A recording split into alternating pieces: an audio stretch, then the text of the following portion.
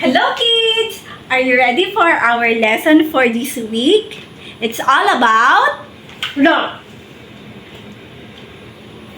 That's right. Our lesson for this week is about love. Now, think of for a moment kung sino ang mga mahal ninyo. Ikaw, Ursa, sinong love mo? Papa, Mama. Ikaw, Liam, sinong love mo? Si Caleb. Okay. It's easy to think about who we love. But in our passage today, Jesus is not talking about these people. Specifically, Jesus is talking about loving our enemies. Ano yun?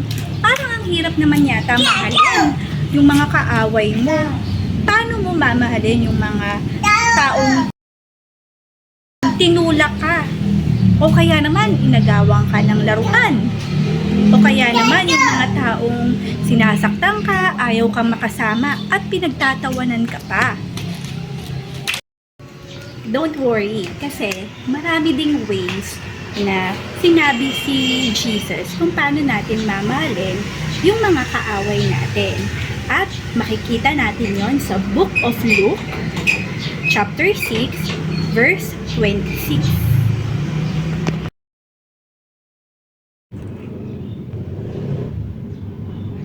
To you who are listening, I say, love your enemies, do good to those who hate you, bless those who curse you, pray for those who mistreat you.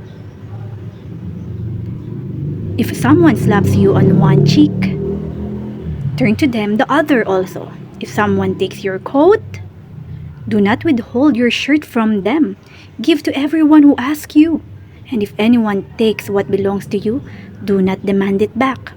If you love those who love you, what credit is that to you? Even sinners love those who love them.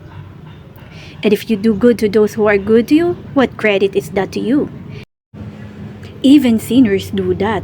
And if you lend to those from whom you expect repayment, what credit is that to you? Even sinners lend to sinners, expecting to be repaid in full.